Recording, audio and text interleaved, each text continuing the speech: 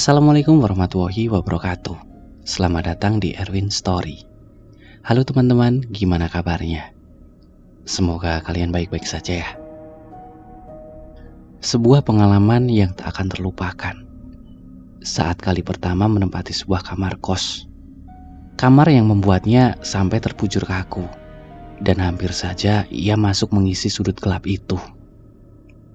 Ini adalah pengalaman teman saya yang coba saya sampaikan pada teman-teman semua. Semoga bisa mengambil pelajaran dari cerita ini ya. Buang segala keburukan yang ada di dalamnya. Ini adalah kisah yang ditulis oleh Ed Nugro Agung. Seperti biasa, jika kalian ingin membacanya sendiri, link sumber aku taruh di kolom deskripsi. Yuk gak usah lama-lama lagi. Cari posisi yang nyaman, rebahkan badan, selamat mendengarkan.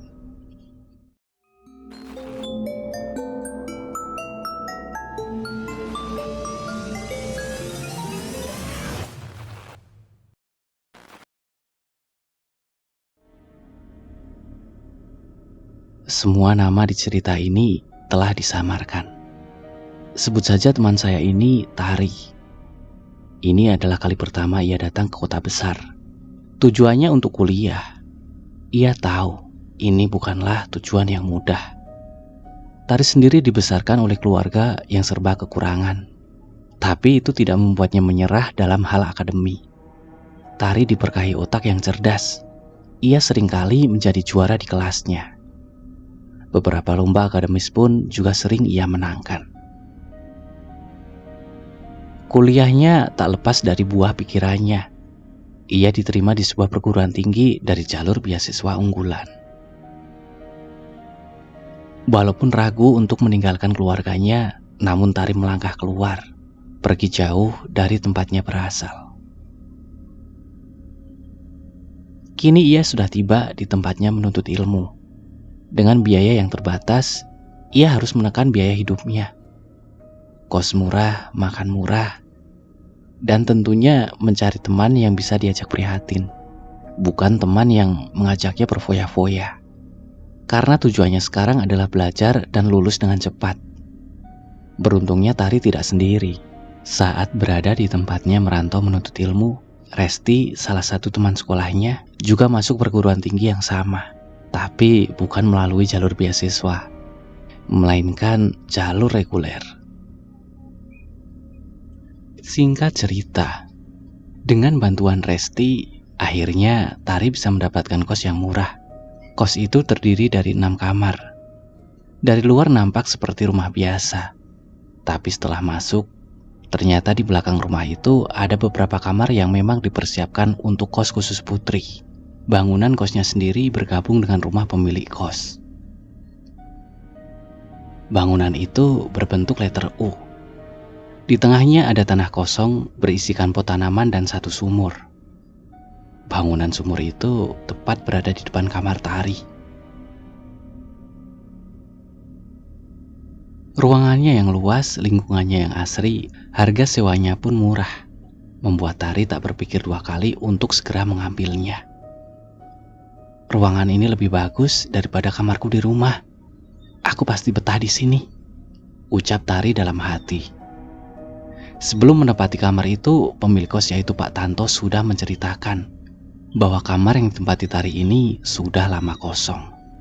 Harga murah memang sengaja untuk memancing agar kamar itu terisi semua. Karena menurut Pak Tanto, hanya tinggal kamar itu saja yang belum terisi. Entah karena apa. Pak Tanto juga tidak menceritakan pada Tari.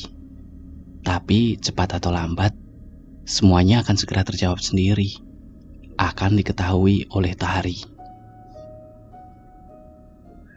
Seminggu sudah Tari berada di kota itu. Ia merasa betah dengan keadaannya saat ini. Tari kini akrab dengan teman satu kosnya, yaitu Mita. Kebetulan Mita juga kuliah di kampus yang sama. Namun dia lebih dulu masuk, 2 tahun di atas Tari. Malam itu ada hal yang tidak disadari oleh Tari. Hari Kamis malam Jumat Kliwon. Saat itu hujan turun dengan deras, membuat Tari sendirian di kamarnya. Teman-teman satu kosnya belum juga tiba.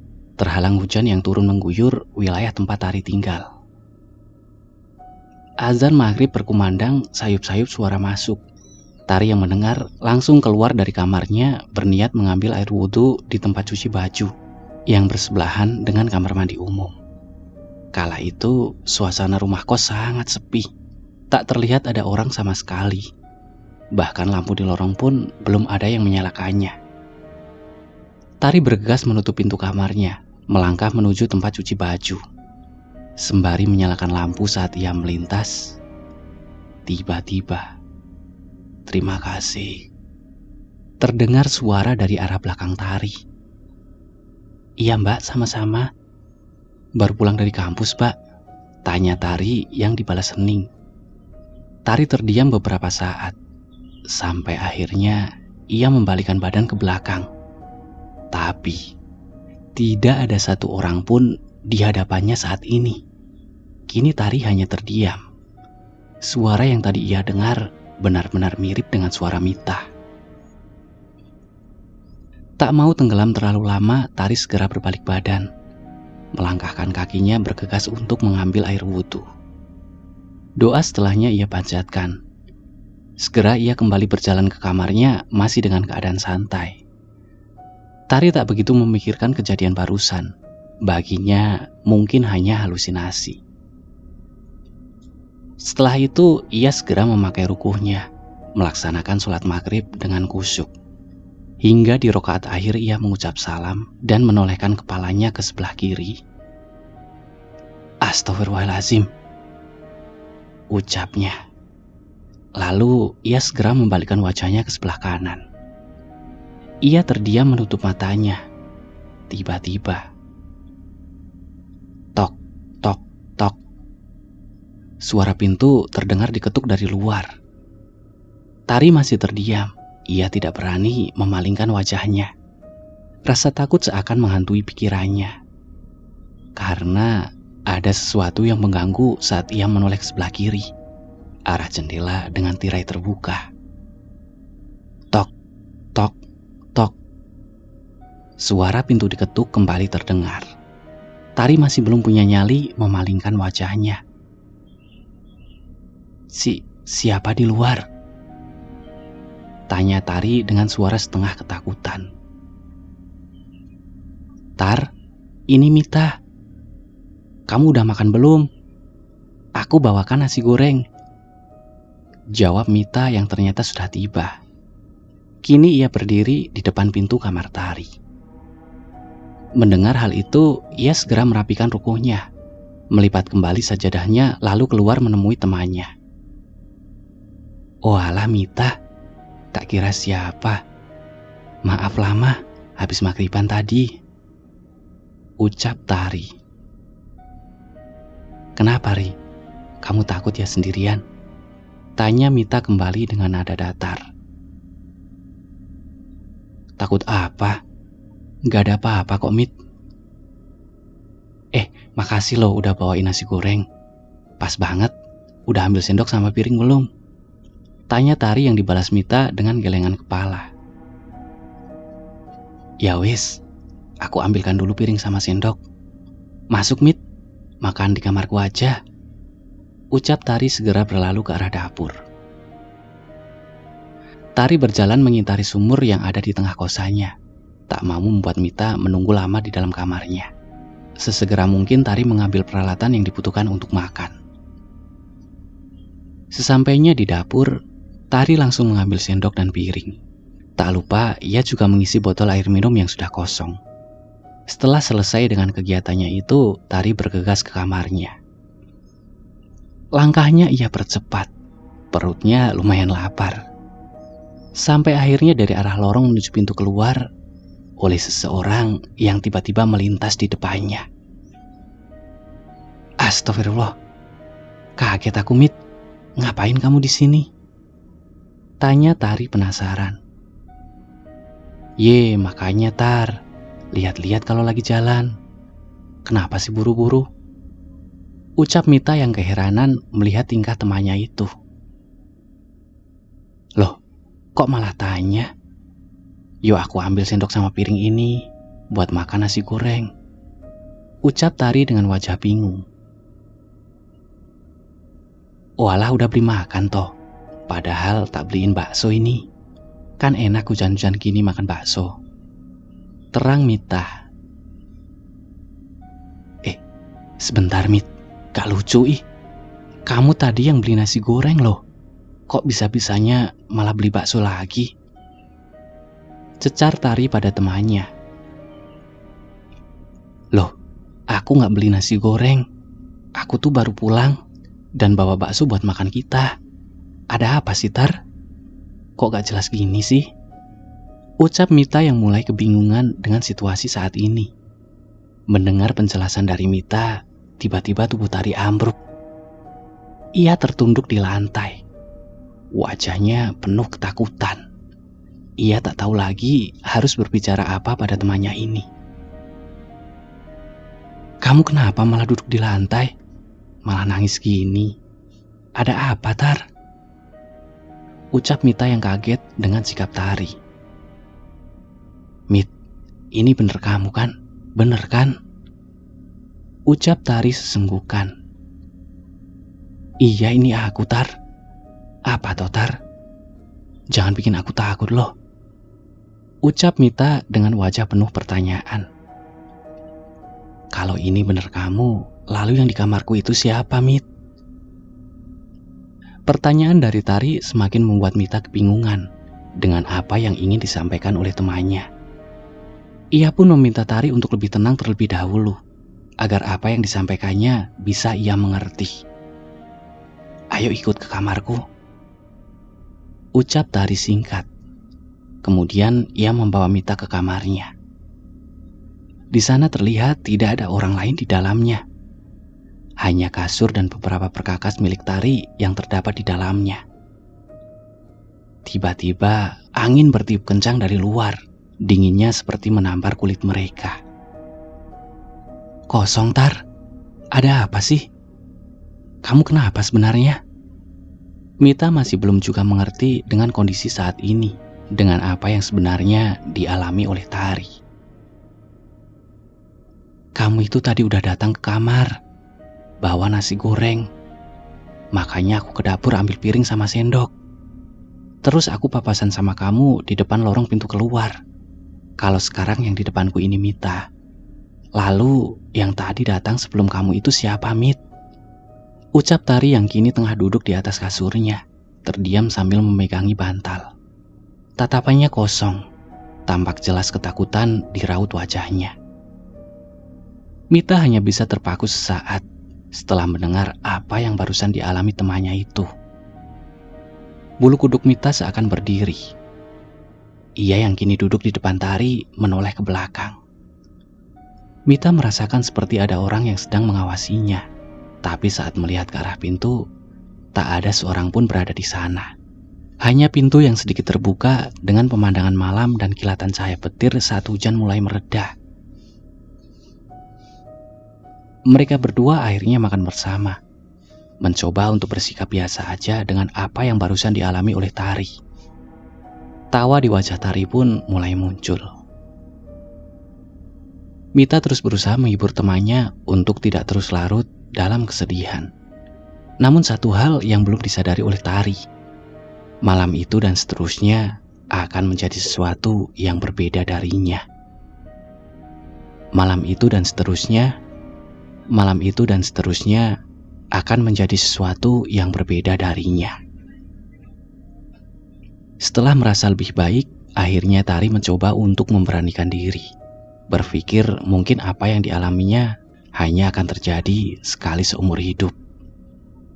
Akhirnya Mita bisa kembali ke kamarnya untuk beristirahat. Sedangkan Tari yang kini sudah tenang sudah bisa ditinggal oleh temannya. Suasana kos saat itu mendadak ramai. Banyak dari yang lainnya sudah pulang dari tempat mereka berkegiatan. Tari merasa segalanya sudah membaik saat ini.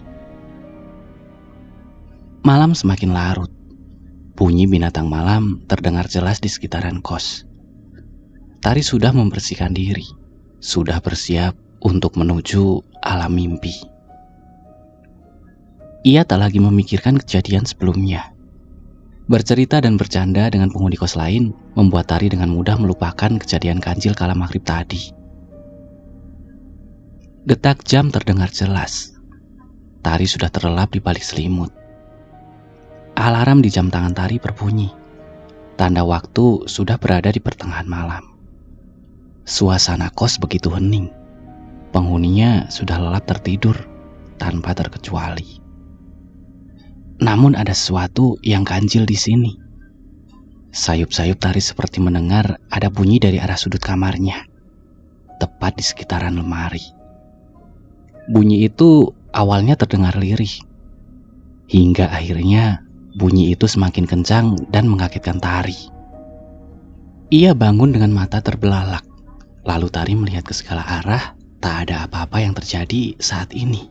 Tak ada suara yang ia dengar lagi. Keheningan dan kesunyian menemaninya saat ini.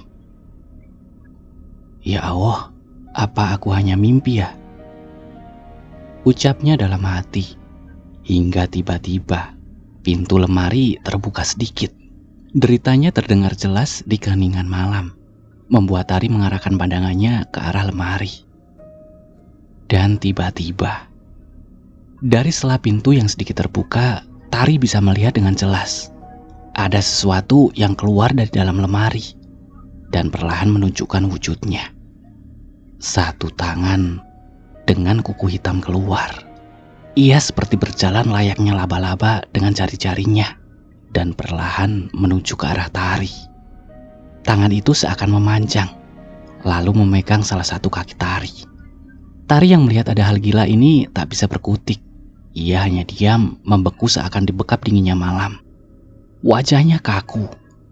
Matanya terus melihat ke arah lemari tempat tangan itu keluar. Lambat laun, air keluar dari kedua mata Tari. Ia hanya bisa menangis tanpa suara.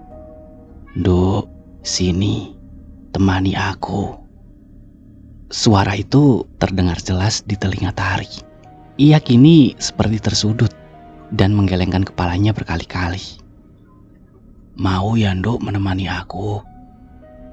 Ucap makhluk itu tepat di sebelah telinga kiri Tari. Tak kuat lagi dengan hal ganjil yang terjadi saat ini, Tari pun teriak sekuat tenaga, meronta-ronta meminta bantuan sebisanya. "Tari, kamu kenapa, Tar? Tari, buka pintunya!" Ucap salah seorang dari luar sambil mengetuk pintu kamarnya beberapa saat kemudian. Mendengar suara itu, Tari membuka matanya perlahan. Ia tak temukan apapun di sekitarnya. Pintu terus diketuk. Tari segera beranjak dari tempatnya terdiam. Segera ia membuka pintu. Di depan kamarnya kini berdiri Mita dan dua orang lainnya. "Kenapa sih Tar kamu teriak-teriak malam-malam begini? Kamu kenapa?" tanya Mita dengan wajah penuh keheranan. "Anu Mbak, maaf, tapi..." jawab Tari yang kebingungan harus dari mana ia bercerita tentang kejadian aneh yang baru saja dia alami. "Iya, kenapa toh? Ada apa?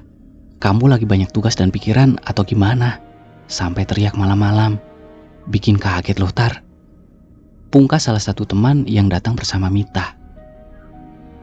"Yang bener dong Tar. Kita yang lagi istirahat jadi terganggu. Jangan gitu lagi lah. Ya wes sudah malam, ngantuk tahu. Besok aku kuliah pagi." Ucap teman yang lainnya. Dua orang di samping Mita segera bergegas pergi ke kamarnya. Tari juga melihat ada beberapa teman yang mengintip dari sela pintu yang sedikit terbuka, mencari tahu apa yang sebenarnya terjadi saat ini. Sedangkan Mita masih berdiri menatap keheranan kepada temannya yang saat ini masih terdiam dan tak bisa menjawab pertanyaan dengan jelas. "Kamu kenapa Tar? Ngomong yang jelas. Barangkali aku bisa bantu." Ucap Mita dengan lebih lembut dan terus mencoba menenangkan Tari. "Mit, tadi ada yang..." Belum juga selesai menjelaskan kejadian sebenarnya, matanya menangkap sesuatu seperti muncul di dalam sumur yang ada di depan kamarnya. Sosoknya hanya terlihat setengah kepala, hanya terlihat rambut bagian atas. Ia seperti ingin menampakkan diri, Hal ini membuat Tari langsung tak bisa melanjutkan perkataannya. Dan sekali lagi, ia merasa kaku. Lalu perlahan, tangan kanannya diangkat sejajar dada, menunjuk ke arah belakang Mita. Mita yang melihat tingkah aneh Tari langsung menoleh ke belakang. Namun, tak ada apapun yang ditemui Mita. Hanya sumur tua yang ditutup, yang atasnya terdapat pot yang berisi tanaman hias. "Weh, Tar, ngapain sih kamu? Sebenarnya ada apa sih, Tar?" ucap Mita yang merasa kebingungan dengan sikap aneh Tari. Tiba-tiba, Tari menangis. Ia langsung memeluk Mita. Tangisnya pun pecah. Ia mencoba menahan suaranya agar tidak mengganggu yang lainnya. "Mita, aku takut. Ada yang ganggu, Mit. Ada hantu di kamarku," ucap Tari yang sambil terus memeluk Mita. "Ya sudah, aku temani kamu tidur di kamarmu ya," ucap Mita sambil terus menenangkan Tari. Setelahnya, Mita masuk ke kamar Tari menemaninya. Tari nampak lebih tenang dari yang sebelumnya. Jam terlihat pukul 1 dini hari. Sudah selarut ini, namun kejadian barusan masih membekas di ingatan Tari. Dengan paksa, Tari terus mencoba memejamkan mata sebisanya. Tak lama kemudian Tari terbangun. Ia duduk di kasurnya menyibak rambutnya, lalu segera bangkit dari tempatnya tidur. Mita sudah tak ada di kamar. Mungkin ia sudah pergi ke kamarnya atau berkumpul di meja makan bersama yang lainnya. Tari lekas keluar setelah selesai merapikan tempat tidur. Kemudian ia langsung bergabung dengan teman satu kosan yang masih membicarakan Tari. "Selamat pagi semua," sapa Tari pelan. "Pagi, Tar. Sini duduk dulu. Kita semua di sini penasaran, kenapa kamu semalam teriak-teriak?" ucap Rani, salah satu dari penghuni kos. Tari bergegas duduk setelah mengambil satu gelas air putih, lalu meminumnya perlahan.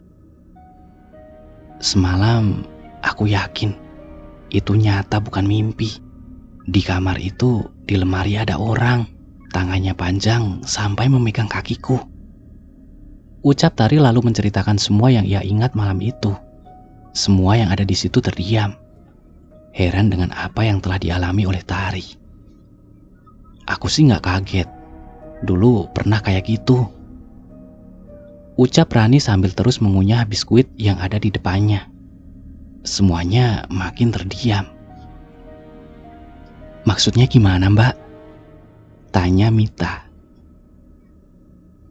"Aku udah lama ngekos di sini. Tahu alasannya kenapa kamar Tari harga sewanya murah," ucap Rani yang dibalas dengan gelengan semua penghuni kos yang ada di meja makan. "Orang yang tinggal di kamar itu selama seminggu pasti dapat kejadian aneh. Dulu pernah ada yang begitu. Sampai akhirnya kamar itu kosong lama," ucap Rani melanjutkan ceritanya. "Lah, kenapa bisa begitu, Mbak?" tanya Tari penasaran. "Lah nggak tahu, kok tanya saya. Nggak paham aku, Tar. Banyakin doa aja. Lumayan kalau bisa bertahan di kamar itu.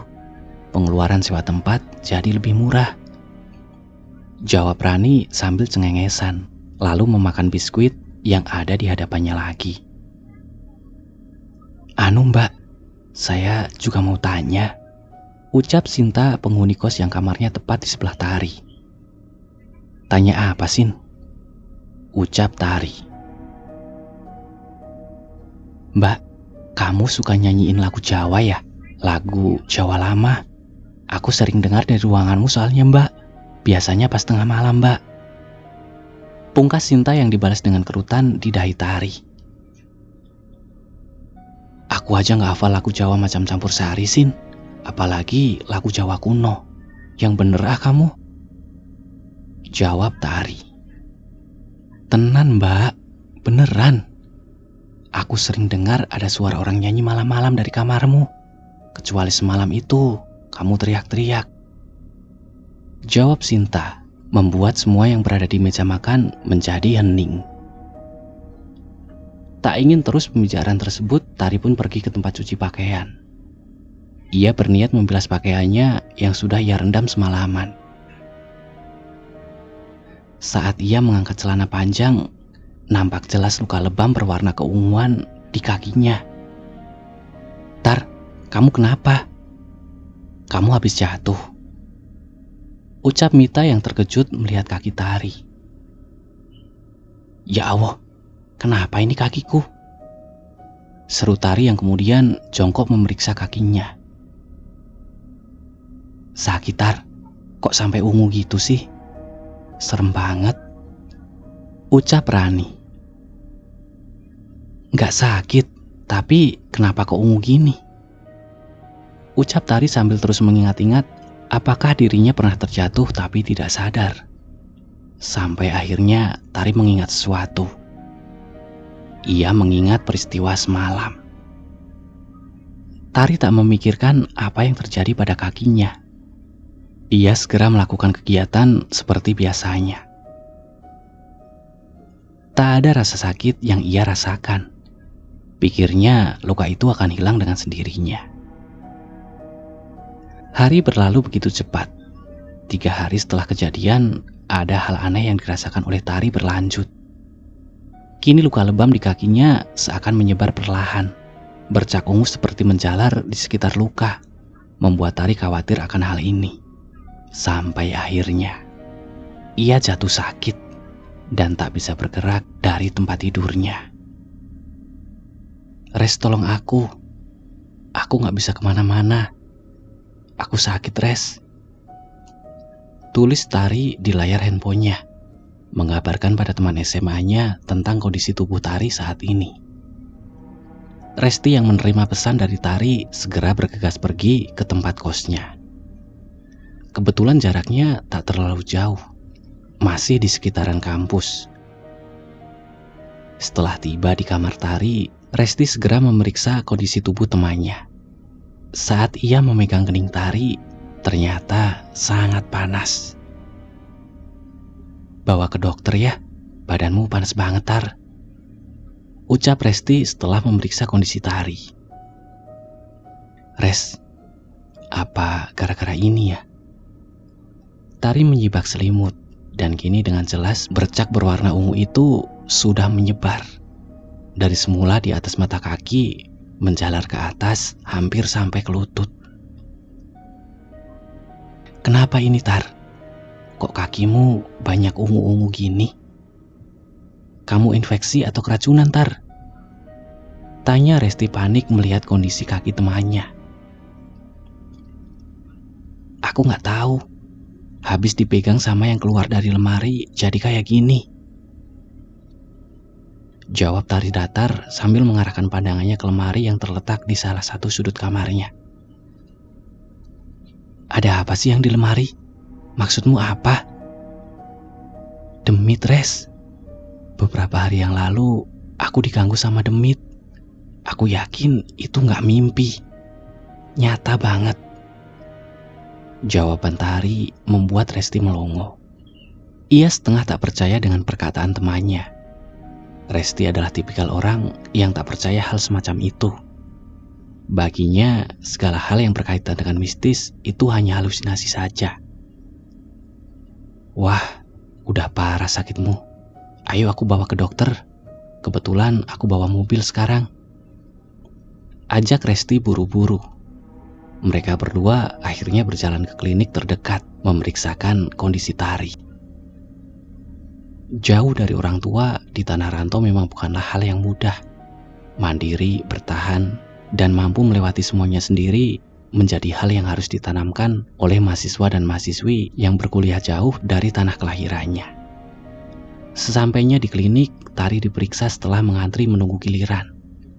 Dokter yang memeriksa Tari hanya mengatakan, kondisi Tari saat ini lemas karena kelelahan. Mungkin karena kegiatan awal di kampusnya. Namun firasat Tari berkata lain. Ia yakin kejadian sebelumnya erat kaitannya dengan sakit yang ia rasakan saat ini. Dokter juga tak berkomentar banyak soal bercak ungu yang ada di kakinya. Ada dugaan Tari alergi makanan tertentu. Tapi dalam batin Tari menolak itu. Ia tidak ada riwayat alergi makanan tertentu. Ada hal yang tidak biasa terjadi padanya. Setelah selesai memeriksa Tari, mereka berdua pulang ke rumah kos Tari. Setelah sekian lama, kali ini Tari bertemu dengan bapak kos yang sedang memeriksa tanaman hiasnya di halaman tengah yang berdekatan dengan sumur depan kamar Tari. "Dari mana Mbak Tari? Kok rapet banget pakai jaketnya?" sapa Pak Tanto, pemilik kos dengan senyum ramah di wajahnya. "Iya Pak, lagi gak enak badan saya," balas Tari dengan senyum tipis di wajahnya. "Loh, sakit Mbak? Udah ke dokter belum?" tanya Pak Tanto kembali. "Iya Pak, gak enak badan. Anu Pak, mau tanya, kamar ini sudah kosong berapa lama ya?" ucap Tari yang masih memegang gagang pintu kamarnya. Resti hanya terdiam memperhatikan mereka berdua berbicara. "Udah lama Mbak, kurang lebih ada 3 tahunan. Kenapa Mbak? Betahkan Mbak di sini?" tanya Pak Tanto dengan wajah yang penuh rasa penasaran. "Betah Pak, mudah-mudahan betah Pak." "Ya sudah Pak, saya masuk dulu," balas Tari. Pak Tanto hanya mengangguk pelan. Resti menangkap sesuatu dari ekspresi Pak Tanto. Ia merasakan jika ada rasa heran dan bingung terlihat jelas di wajah Pak Tanto. "Res, aku mau minta tolong. Gak apa-apa kan aku repotin?" ucap Tari memohon. "Apa Tar? Kalau ada yang bisa tak bantu, bakal tak bantu." "Temenin aku di sini Res, tidur di sini. Aku takut Res." Sekali lagi Tari memohon membujuk Resti untuk menemaninya tidur malam ini. Resti melihat wajah Tari begitu diselimuti ketakutan. Rasanya seperti ada yang mengancam. Resti yang melihat itu tidak bisa membiarkan temannya sendirian saat ini. Akhirnya Resti mengiyakan permintaan Tari. Matahari sudah tenggelam lama. Sinarnya diganti gelap gulita yang menyelimuti malam. Resti dan Tari baru saja menyelesaikan makan malam. Mereka berdua sudah bersiap untuk beristirahat. Tari tidur di tempatnya sebuah busa panjang yang dilapisi karpet agar tubuhnya tak langsung menempel dengan lantai. Sedangkan Resti tidur di karpet tebal yang ada di sampingnya, tempat tidur anak kos pada umumnya. Kos malam itu terasa sepi. Penghuninya sudah mengunci kamar masing-masing, beristirahat dan terlelap jeratan sang mimpi. Namun itu semua tak dirasakan Resti. Ia merasakan hawa panas di sekitaran kamar Tari. Kipas angin tak mampu menghilangkan rasa gerahnya. Dan anehnya, Tari begitu nyenyak dalam tidurnya. Entah karena efek parasetamol atau memang ia sudah kelelahan dengan hari ini. Namun panas kamar Tari sampai membuat Resti melempar selimut yang sebelumnya membalut tubuhnya. Ia merasa tak lagi membutuhkannya, karena malah menambah panas di tubuhnya. Resti mencoba terus memejamkan matanya. Namun ada yang bergerak di sekitaran kakinya. Resti benar-benar merasakan sentuhan itu. Ia terbangun, melihat di sekitar, tapi tak ada siapapun di sana. Hanya temannya yang kini masih di sampingnya tidur begitu nyenyak. Resti menyadari sesuatu. Selimut yang tadinya ia buang ke samping, entah bagaimana caranya, kini menutupi bagian bawah kakinya. Mungkin gak sengaja kena kakiku, tapi kok, ucapnya dalam batin. Tak mau terus memikirkan hal itu, Resti menyingkirkan kembali selimut ke samping tempatnya tertidur. Hawa panas masih dirasakan Resti. Ia gelisah dalam tidurnya, bergonta-ganti posisi mencari yang pas dan nyaman menurutnya, dari menghadap ke kanan, tengkurap, ke kiri, dan kembali ke posisi semula. Suara guntur menyambar tipis malam itu. terdengar di telinga Resti. Rintik hujan perlahan turun ke bumi. Suaranya berubah menjadi gemuruh di atas atap. Hujan malam ini turun cukup deras. Resti mulai merasakan nyaman dalam tidurnya. Hawa dingin malam yang diguyur hujan ia rasakan. Sejuk seperti menyelimuti tubuhnya. Sampai akhirnya ia merasakan tetesan air mendarat di wajahnya. Duh Gusti, apalagi ini? Bocor atapnya. Ucap Resti lirih sambil menghapus air yang jatuh di wajahnya. Selang beberapa lama ia tak merasakan lagi. Resti memiringkan badannya, mengambil guling yang ada di sampingnya lalu memeluknya. Tetesan itu turun kembali mengenai telinganya. Resti kesal. Ia membuka matanya, lalu menghadap ke arah langit-langit kamar, mencari dari mana air itu turun. Namun bukan itu yang ia temukan. Tetesan itu kembali jatuh mengenai bagian atas matanya, membuatnya menutup mata sesaat, sebelum akhirnya ia mengusap apa yang barusan jatuh mengenai wajahnya. Ia bisa melihat dengan jelas saat ini apa yang ada di tangannya. Warnanya merah, bau anyir darah, membuatnya terbangun. Tari, bangun Tar. Ini ada darah. Darah siapa Tar? Tari bangun. Ucapnya buru-buru terus menggerakkan tubuh Tari yang kaku tak bergerak. Tari bangun. Tapi lebih tepatnya, perlahan Resti melihat tubuh temannya melayang. Ia mundur melihat kejadian aneh itu. Matanya masih terbelalak melihat tubuh temannya melayang. Masih dengan posisi yang sama saat ia tertidur. Kamu siapa nak? Mau apa di tempatku? Terdengar suara dari arah Tari yang masih melayang. Perlahan Resti melihat tubuh Tari berubah posisi. Dari yang tertidur menjadi berdiri. Ketakutan begitu menyelimuti Resti. Ini kali pertama ia melihat keganjilan tepat di hadapannya. Seluruh tubuh Resti bergetar. Resti berusaha mengucap apapun dan ingin berteriak meminta pertolongan, berharap akan ada yang mendengarnya dan segera menolongnya. Namun usahanya sia-sia. Ia sama sekali tak bisa menggerakkan bibirnya. Sebenarnya kamu ini siapa, Nduk? Mau apa kamu kesini? Suara itu terdengar lagi, tepat berasal dari arah Tari. Kini Resti melihat Tari melayang dengan posisi badan setengah berdiri. Setelahnya, ia melihat tubuh Tari layaknya dijatuhkan dari atas. Bluk! Suara itu terdengar jelas. Resti memundurkan tubuhnya kembali. Di belakangnya tepat ada lemari yang tiba-tiba pintunya terbuka. Brak! Suaranya keras sekali, membuat Resti tersentak. Ia menoleh ke belakang. Hanya tumpukan baju yang masih tersusun rapi di lemari tua yang berdiri kokoh di sudut ruangan. Pandangannya ia balikan lagi melihat temannya yang kini terbujur tak berdaya di atas tempat tidur. Permisi Mbah, saya tidak mau ganggu. Ucap Resti dengan bibir bergetar. Tiba-tiba suasana menjadi hening kembali. Lalu tepat di belakang tubuhnya, ia merasakan ada sesuatu yang bergerak mendekat. Ujung matanya kini bisa melihat sepasang tangan dengan kuku yang hitam tepat mendarat di kedua bahunya, memegang erat tubuhnya. Resti hanya bisa terus mengatur nafasnya yang sesak.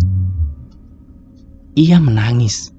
Sekuat tenaga ia berteriak, "Tok!" Belum juga Resti berucap, tangan itu kini menutup mulutnya rapat. Mati-matian Resti melepaskannya. Seluruh tubuhnya ia gerakkan.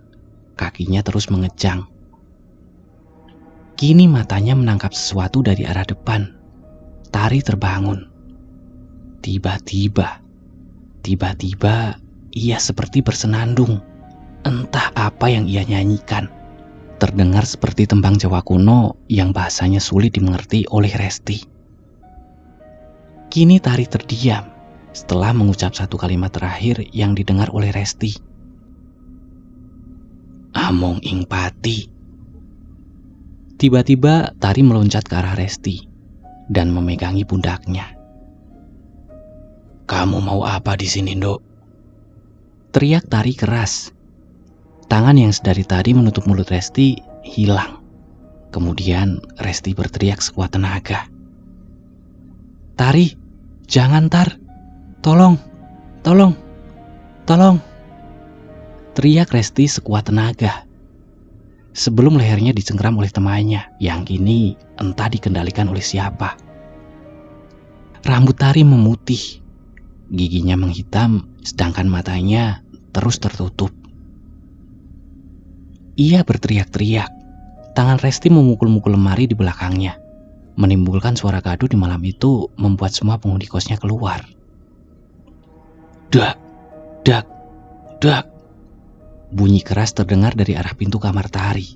Lalu kemudian pintu itu terbuka didobrak paksa oleh pemilik kos.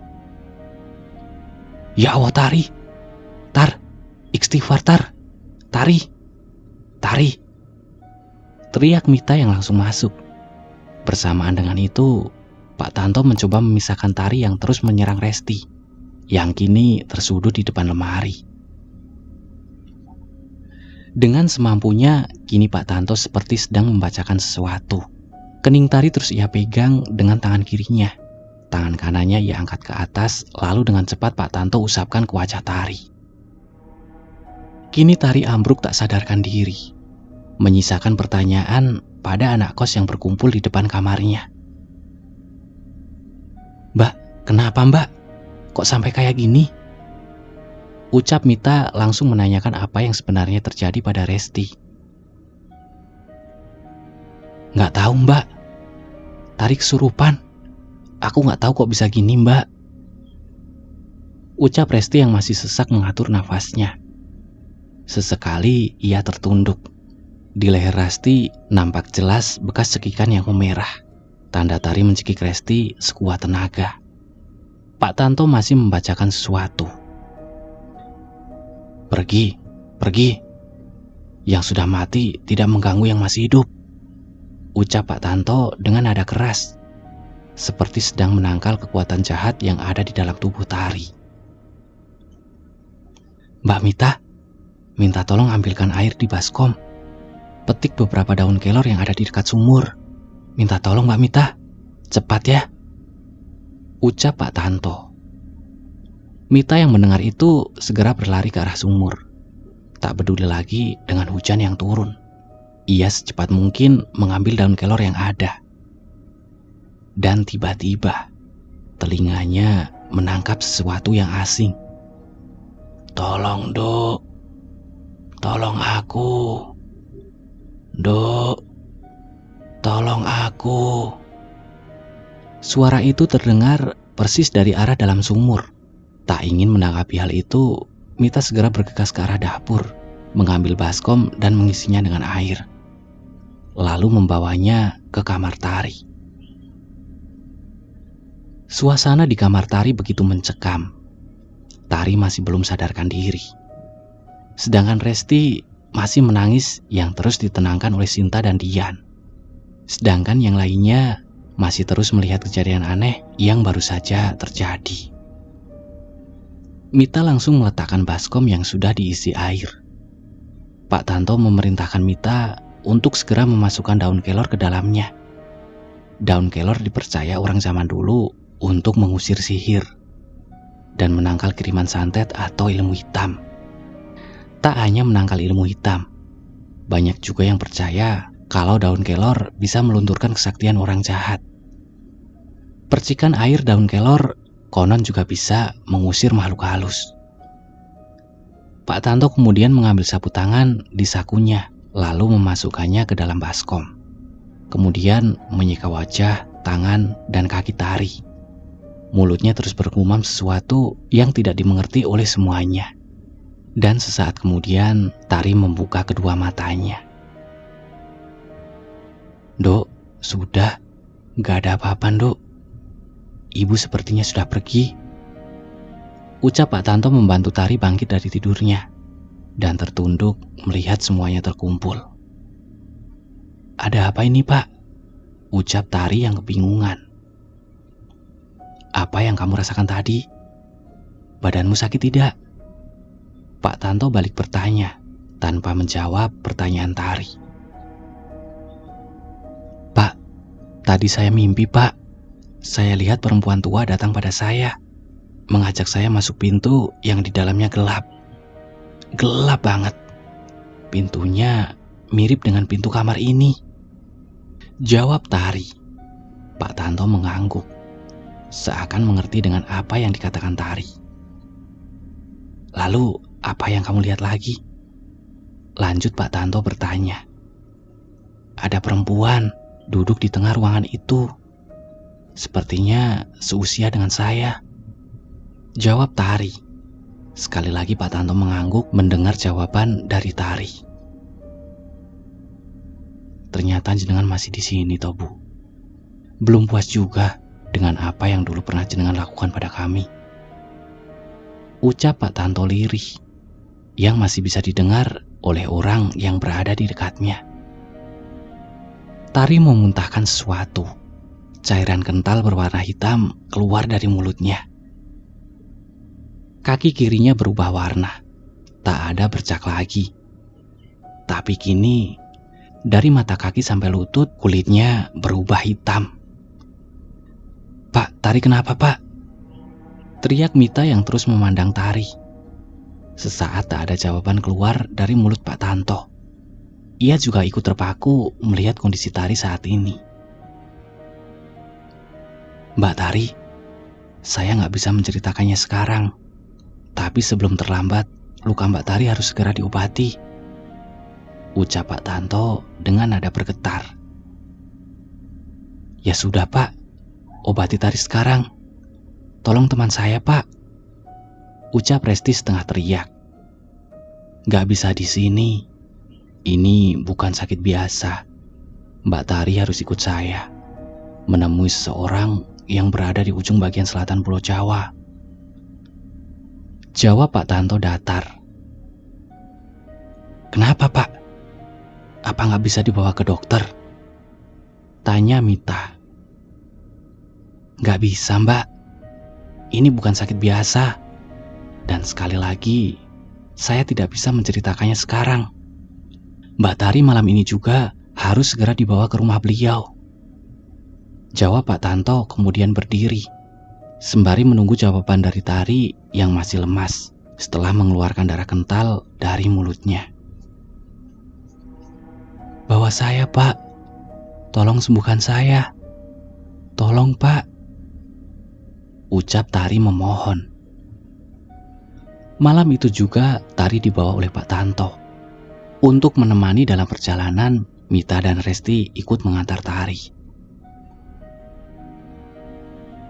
Malam itu di tengah hujan yang masih turun, Pak Tanto, Tari, Mita, dan Resti berangkat menggunakan mobil. Kilat petir sesekali keluar, seperti menyambut mereka semua. Jalan yang harus dilewati saat itu berbeda dengan saat ini, yang bisa ditempuh dengan jalan tol. Jalanan saat itu melewati beberapa hutan, berkelok, dan berbukit. Jalanan yang licin karena hujan seakan sempurna menambah kengerian perjalanan malam itu. Pak, ceritakan pada kami. Sebenarnya ada apa? Apa yang Bapak rencanakan? Saya sudah menghubungi orang tua Tari, Pak. Kalau Bapak macam-macam, Bapak nggak akan selamat. Ucap Resti mengancam Pak Tanto yang terus melihat jalanan yang berada di depannya. Saya nggak ada maksud apa-apa. Saya nggak ada maksud untuk mencelakai Mbak Tari. Nggak ada niat itu sama sekali.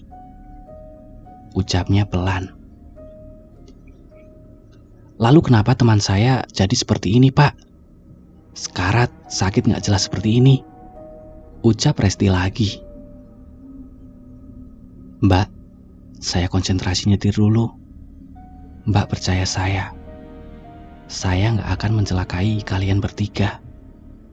Tolong percaya saya, demi kesembuhan Mbak Tari, ini harus cepat ditangani. Kalau terlambat..." Pak Tanto menghentikan ucapannya. Wajahnya terlihat memikirkan sesuatu. "Kenapa, Pak? Kenapa kalau terlambat?" tanya Resti memburu. "Nyawa Mbak Tari nggak akan ketolong, Mbak," jawab Pak Tanto, membuat hening semuanya yang berada di dalam mobil. Mendengar jawaban itu, Resti dan Mita hanya bisa menelan ludahnya. Tak disangka nyawa temannya saat ini benar-benar dalam bahaya. Resti mencoba percaya dengan Pak Tanto. Namun ia tetap waspada, karena ini kali pertama Resti pergi ke tempat asing bersama orang asing. Tari masih terbaring di kursi belakang. Kepalanya masih dipegangi oleh Resti. Mita di depan dengan Pak Tanto.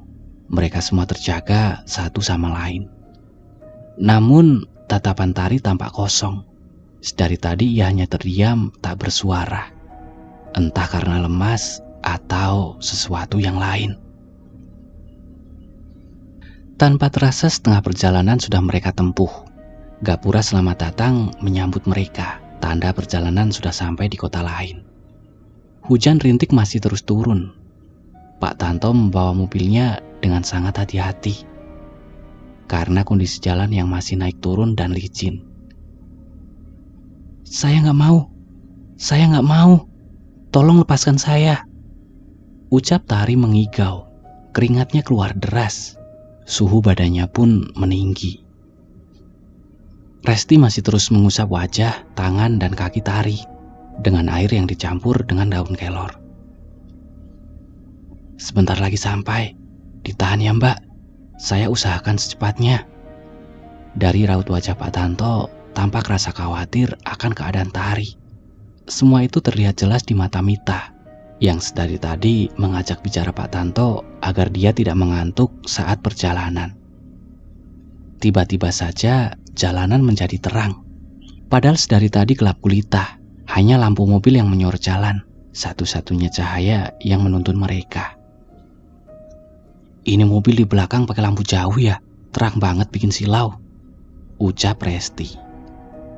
"Iya Pak, agak minggir Pak, kayaknya dia mau lewat," tambah Mita. "Enggak Mbak, yang mau lewat itu bukan mobil," jawab Pak Tanto, membuat Mita dan Resti saling pandang, merasa ada yang aneh dari jawaban Pak Tanto. "Jangan kaget sama yang mau lewat Mbak. Di daerah ini, di sepanjang jalan lurus di tengah hutan jati ini memang sering muncul kalau malam," tambah Pak Tanto. Seketika cahaya yang terang itu bergerak maju, perlahan mendahului mobil mereka. Mita dan Resti terbelalak melihat hal ganjil di hadapan mereka saat ini. Ya, sebuah bola api melaju mendahului mereka.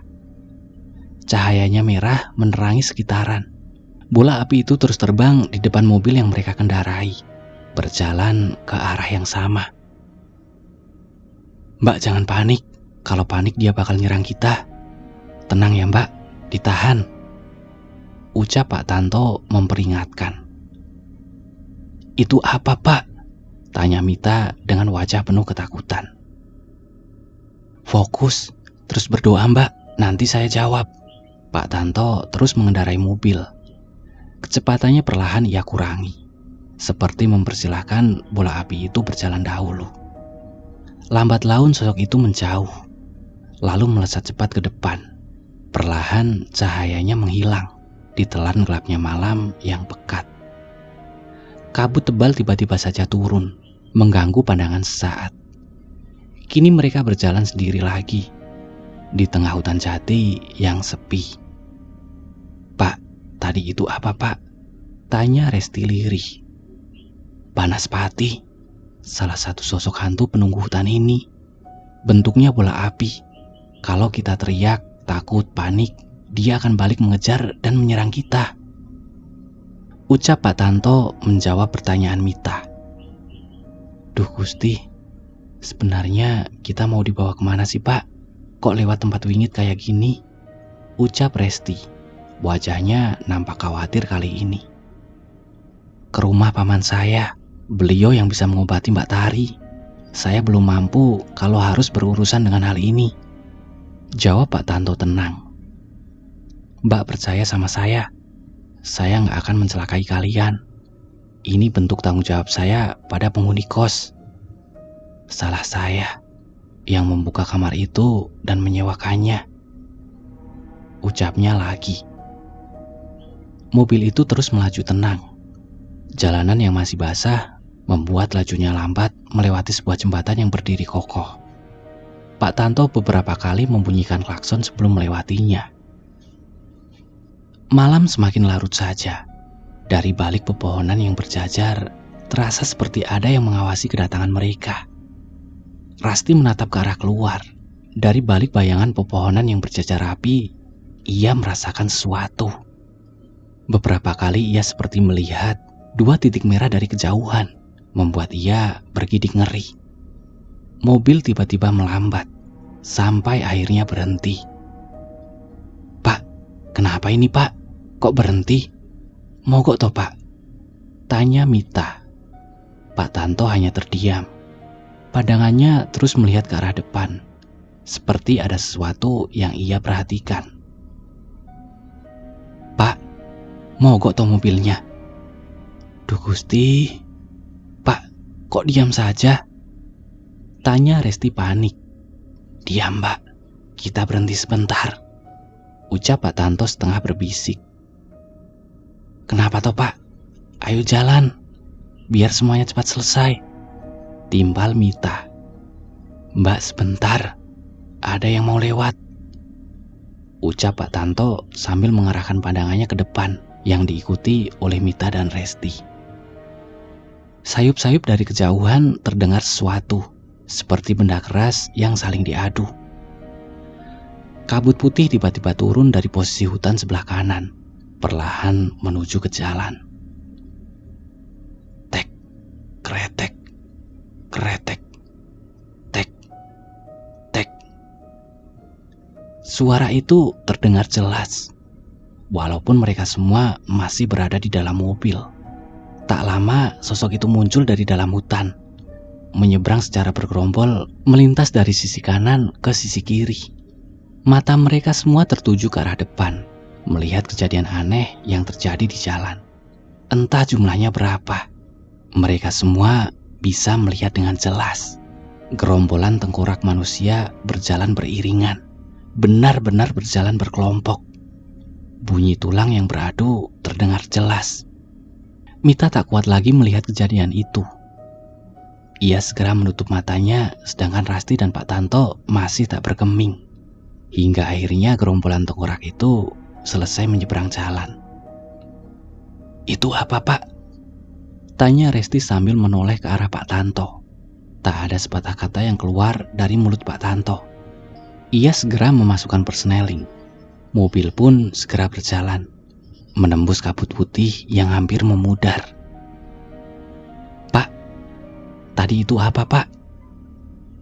Tanya Resti kembali. Ada yang bilang mereka adalah korban yang dicor hidup-hidup saat pembangunan jembatan. Dijadikan tiang panjang sebagai syarat jembatan itu agar tetap kokoh berdiri, jawab Pak Tanto. Pak ini ke tempat yang benar kan Pak? Udah ngeri banget Pak, saya nggak kuat, keluh Mita. Iya, paman saya memang tinggal di dekat hutan. Ia melakukan lelaku, menghindar dari hiruk pikuk duniawi. Setelah sebelumnya ia hampir celaka. Pak Tanto terdiam, tak melanjutkannya. Celaka karena apa Pak? Tanya Mita penasaran. Saya nggak bisa menceritakannya. Kita fokus ke jalan saja Mbak. Sebentar lagi sampai kok, ucap Pak Tanto sambil terus fokus melihat ke depan. Mita dan Resti hanya bisa saling pandang. Mereka terpaksa mengangguk untuk setuju. Mobil kini berbelok ke sebuah jalan kecil, yang di depannya berdiri sebuah gapura batas desa. Jalanannya masih berupa batu yang ditata rapi. mobil pun berjalan lambat. Selanjutnya, mobil masuk ke pekarangan luas. Di depannya ada sebuah rumah kayu berwarna coklat dengan sinar lampu kuning yang menyinarinya. Rumah itu tampak kesepian di tengah rimbunan pohon jati di kiri dan kanannya.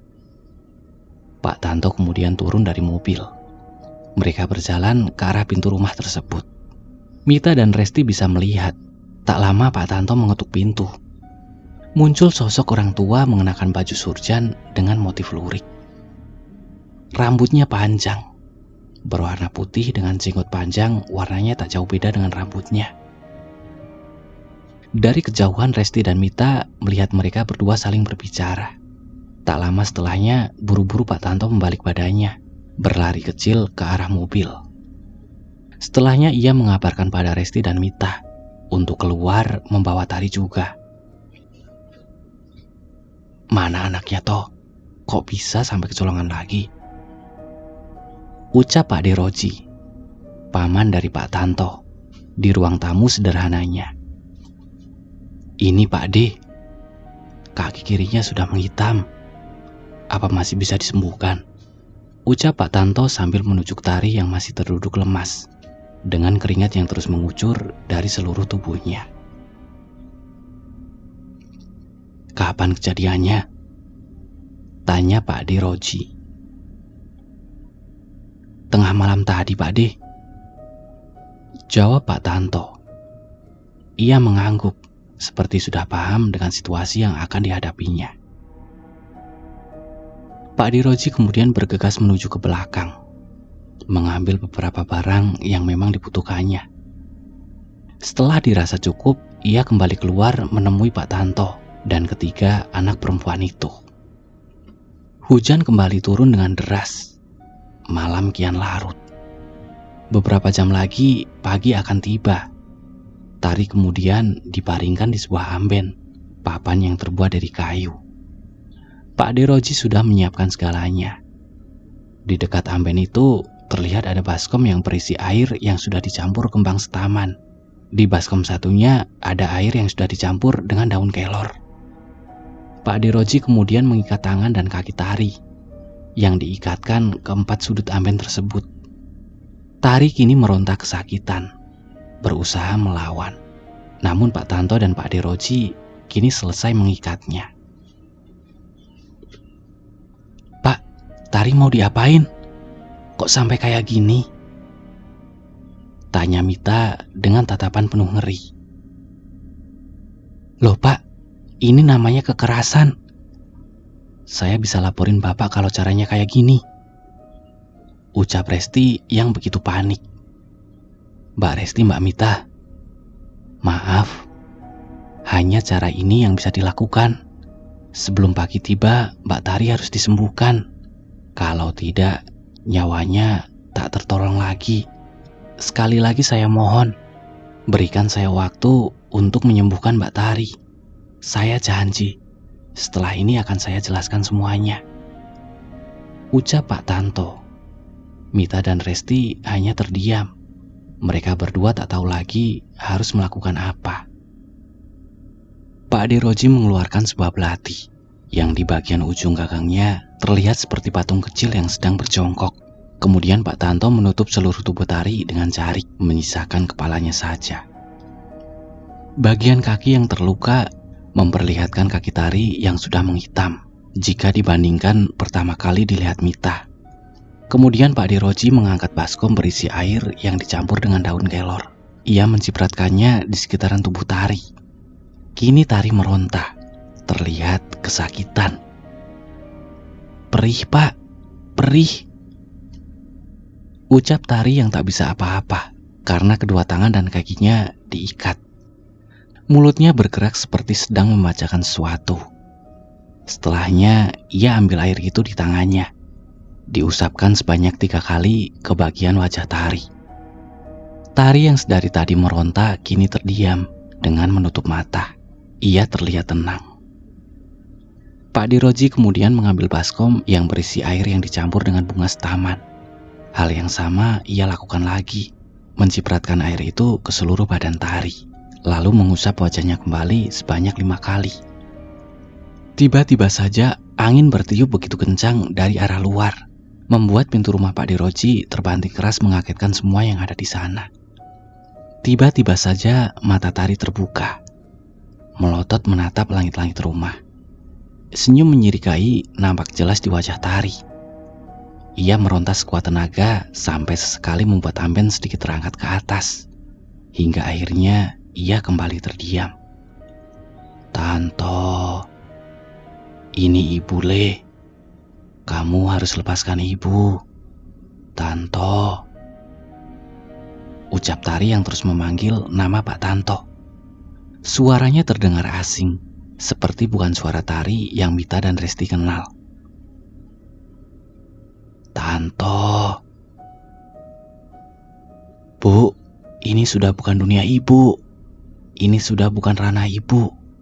Ibu harus membayar karma yang sudah Ibu lakukan," ucap Pak Tanto terus memandangi Tari. "Anak ini harus ikut aku, Toh. Aku butuh teman lagi," ucap Tari yang meracu tidak jelas, membuat ngeri seisi rumah. Kini Mita dan Resti tahu, yang dilihatnya adalah Tari.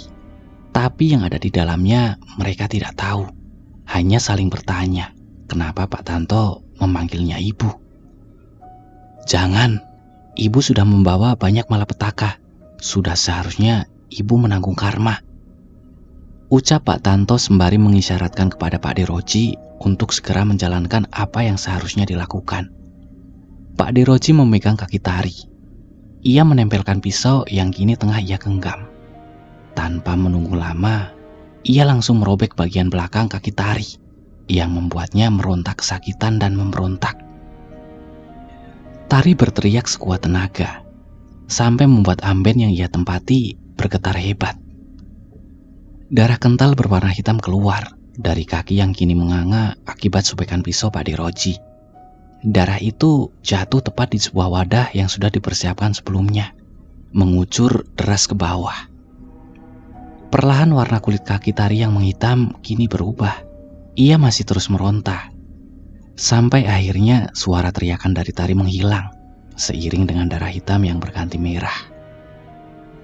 Saat itu juga Pak Deroji menempelkan pisau belatinya di luka yang terus mengeluarkan darah. "Tanto nggak sayang Ibu, Toh," ucap Tari pelan. "Maaf Bu, hanya ini yang bisa saya lakukan. Saya tidak ingin ada lagi nyawa yang melayang," ucap Pak Tanto sambil terus mengusap wajah Tari yang kini tak sadarkan diri. Pak Deroji menutup kaki dan wajah Tari dengan jari. Setelahnya ia mencipratkan sisa air bunga taman dan juga air daun kelor ke seluruh tubuh Tari, mulai dari atas kepala hingga ujung kaki sampai habis. "Pak, Tari kenapa? Kenapa ditutup kain seperti orang mati, Pak?" tanya Resti yang panik. "Gak apa-apa, temanmu sudah selamat," ucap Pak Deroji tenang. Gak lama kemudian tubuh Tari tersentak hebat, hingga membuka sebagian kain jarik yang tadi menutupinya. Nafasnya kembali.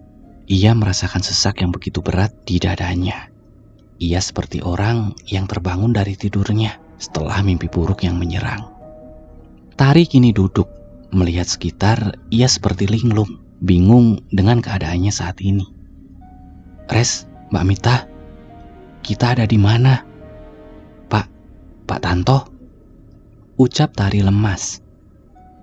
"Alhamdulillah Mbak, kamu sudah kembali," sambut Pak Tanto dengan senyum tipis di wajahnya. "Ya Allah Tar, kamu kenapa kok sampai kayak gini?" ucap Resti. "Sudah, yang penting sekarang Tari sudah sadar, Res," ucap Mita. "Sebenarnya ini kenapa toh Pak? Kami bingung dengan keadaan ini," timpal Resti. Mendengar pertanyaan Resti, Pak Tanto hanya terdiam, sembari ia berjalan menuju kursi kayu dekat jendela.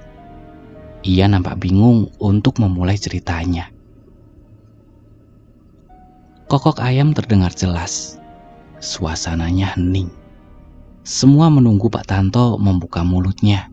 menepati janjinya untuk menjelaskan semuanya.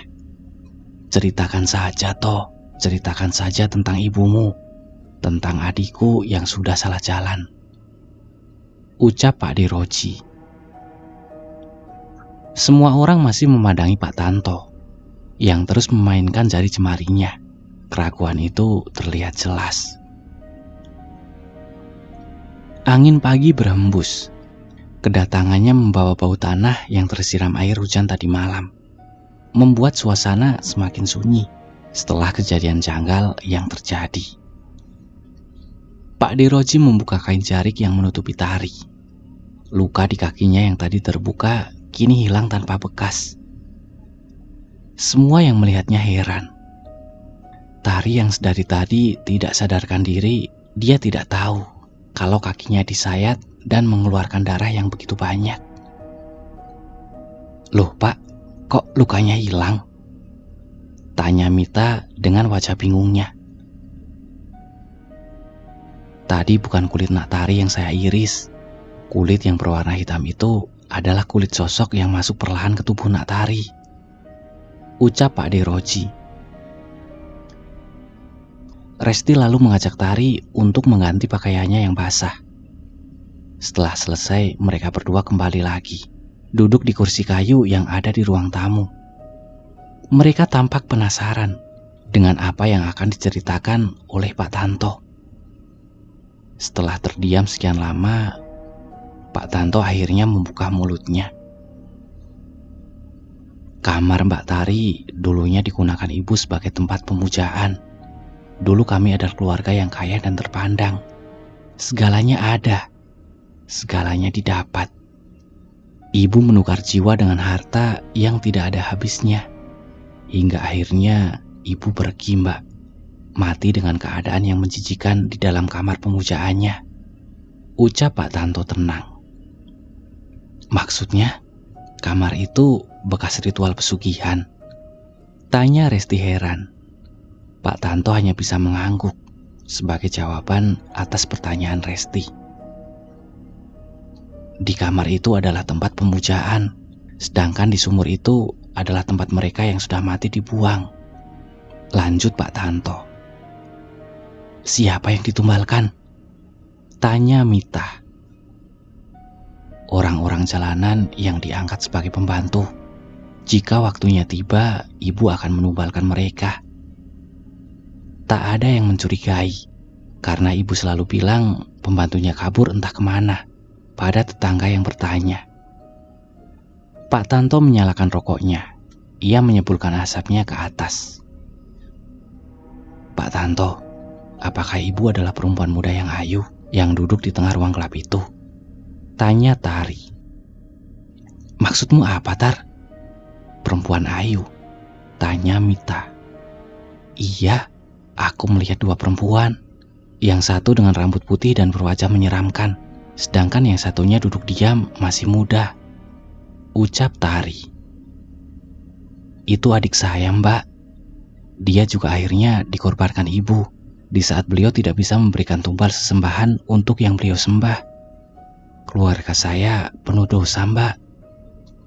Tutup Pak Tanto dengan air mata yang kemudian keluar membasahi pipinya. Suasana menjadi sunyi. Kicau burung pagi itu terdengar jelas. Perlahan cahaya sang mentari masuk mulai menyinari. Pak Tanto, saya sempat diajak adik Pak Tanto berbicara. Saya ajak untuk keluar dari ruang gelap itu saat pintu terbuka, ucap Tari sambil meminum segelas teh hangat yang diambil oleh Pak Diroji. Lalu apa katanya, Mbak? Dia menolak. Dia bilang, aku di sini saja, menemani ibu yang kesepian. Jawab Tari pelan menutup kejadian gila yang berlangsung semalam suntuk. Pengalaman ini membuat mereka bertiga tahu alasan kenapa kamar yang ditinggali Tari tak pernah ada yang sanggup untuk tinggal. Pak Tanto juga menceritakan, sebelumnya kamar itu sudah dibersihkan oleh orang yang dianggap mampu, tujuannya agar bisa ditinggali. Tapi ternyata hasilnya nihil. Tari bercerita, Pak Tanto tidak ada niat sedikit pun untuk mencelakai orang-orang yang tinggal di kosnya. Ia hanya ingin memulai semuanya dari awal. Harta yang ditinggalkan ibunya sudah menghilang, seperti habis secara tak masuk akal. Uang yang didapat dari hasil jual tanah warisan juga habis tak tersisa, seperti angin yang berlalu begitu cepat. Rumah itu adalah yang tersisa.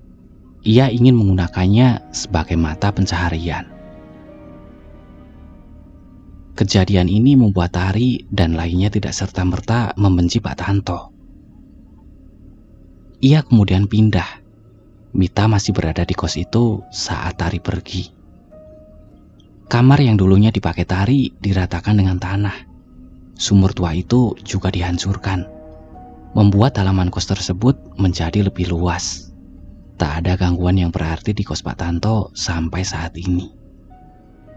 Hanya saja kadang ada yang pernah bercerita melihat perempuan yang duduk sendiri di bangku taman bekas kamar Tari yang dihancurkan itu.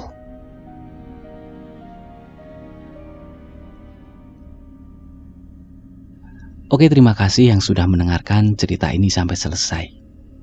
Gimana menurut kalian? Panjang banget ya ceritanya. Gila, sampai capek loh aku bacanya. Tapi gak apa-apa. Demi kalian, aku pasti semangat kok. Aku ucapkan banyak sekali terima kasih untuk kalian yang udah support channel ini sampai sejauh ini. Dan yang baru gabung, aku mohon dukungannya untuk like, share, dan subscribe channel ini ya. Oke, saya Erwin, sampai ketemu di cerita selanjutnya. Terima kasih.